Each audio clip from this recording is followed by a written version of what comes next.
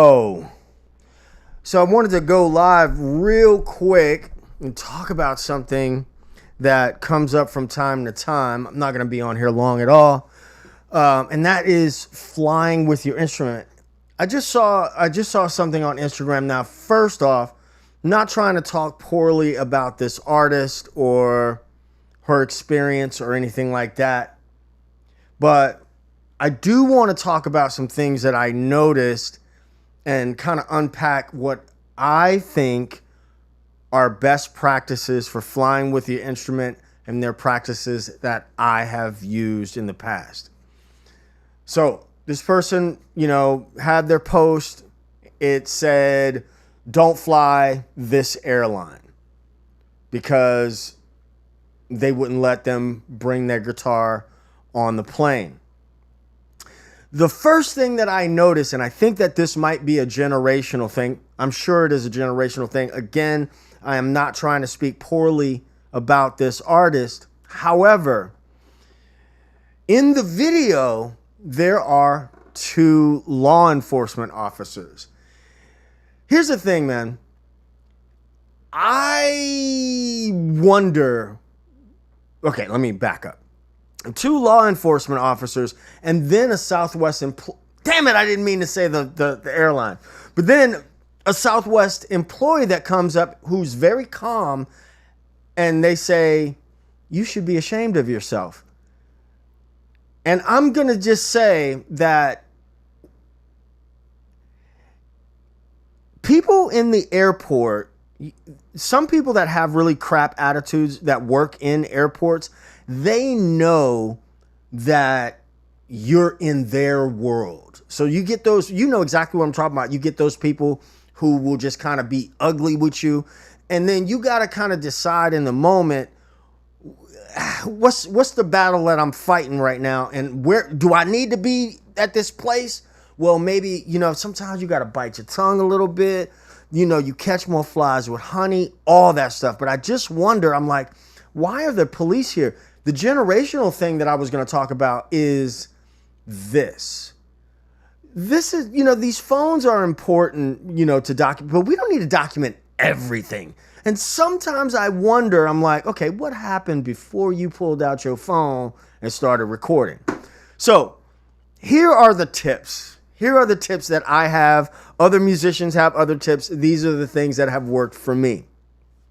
Number one, buy the best hard flight case that you can find. The best flight if you give a damn about your instrument, buy the best case that you can buy. I don't mean this to to rant on these people, but if you are a bass player, that Groove Gear capsule is not what you want to buy. That thing has fatal flaws. It looks good. It's got fatal flaws. The Gator Titan, it ain't fun to carry, okay? But your instrument will get there in one piece, I promise you. That thing cost me, I think, maybe $400, but it was worth it. It was a $400 case, but I put a $2,500 instrument inside it. You know what I mean? And I did that when I was flying to Bangkok, and I was like, okay, I'm bringing one bass in a bag, and then the other basses just got to go, right? So invest in your utility gear. You just have to. You just have to.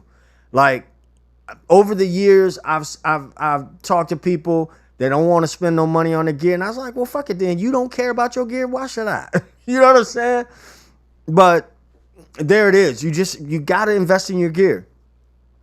And I know that's not easy for everyone, but do you care about the instrument? The next thing is when I fly and I'm carrying a gig bag, and I don't care what domestic airline it has been on, I always pay for early boarding. Period. I don't know if it's in there or not, but every single time I pay for early boarding so that I get on early because it fits in the overhead. You know what I mean? And I have a system. I have a system for how I walk on. I have a system for how I get it up in a tight aisle. All that. One lady told me one time, she's like, "You look like you've done that before." I was like, "Yeah, I've done it a lot." You know, just pop. And I want to make it as seamless as possible. The next thing, you just got to have it in your mind that you need to make extra time for extra screening. And some TSA agents are way too, I mean, I appreciate them doing their job or whatever, but sometimes, you know, it's like, come on, man, you ain't got to do all that. You know what this is, right? But if you have things like vintage pedals and stuff like that, man, don't put all your stuff in your case. Because if somebody steals it, and they do, you know, some of those TSA agents have sticky fingers, you're just going to be ass out and nobody can do anything about it. So if you have pedals and stuff, especially those ones that, you know, that modded out or real, you know, tricked out or whatever, man, put those things in your carry-on bag. The biggest thing, though, I'm not trying to, I don't know the backstory of this artist. I don't know the backstory. But when I saw the police, I'm like, I'm kind of thinking you kind of cut up a little bit. You cut up and made a scene, and they called the police on you. Because, you know what I'm saying? But you gotta just kind of finesse people a little bit. I'll tell you a quick story before I hop off, because I didn't even intend on going live. But when I was coming back from Bangkok, I went to I was coming back, and I got to Korea. I had to stop in Korea. And this dude in front of me was having a kerfuffle with the security people because he didn't want to let his film camera go through the thing. And he's making me late to miss my flight from Korea to Atlanta. And I'm like, "Oh, dude, come on, we got to go," you know? I finally get through. I put my base on, damn near had a heart attack running to catch this flight because I got the base.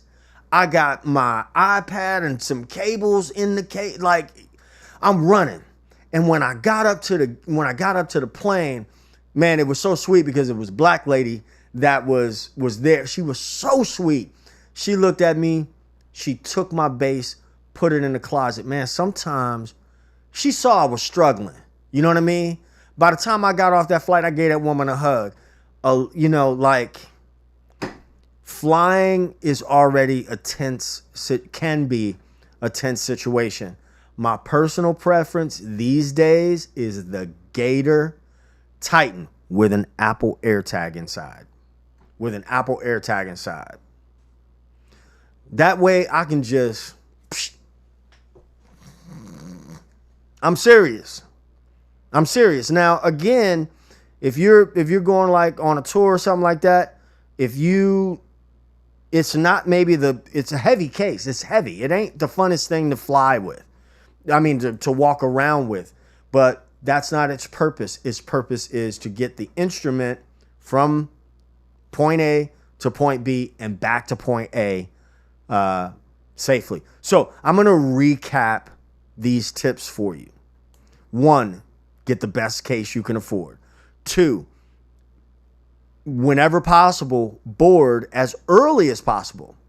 3, research the airline's instrument policy. A little 3B to that is, don't be pulling up no piece of paper and saying, don't do that. Don't do that. You're going to lose every time. You're going to lose every time. And if you make a scene, that's when they call 12 on you. And you don't want that, right? 4, prepare yourself for extra screening. Give yourself enough time. Give yourself enough time to be gingerly with it. And the last tip is, if you have really expensive stuff, irreplaceable stuff, vintage pedals, sunglasses, look, I got a $300 pair of Ray-Bans that I love. I don't let them out of my sight. Take those and put them in your carry-on. All right? But I think out of all those things, the number one thing is you catch more flies with honey. All right? Have a good night, y'all. Peace.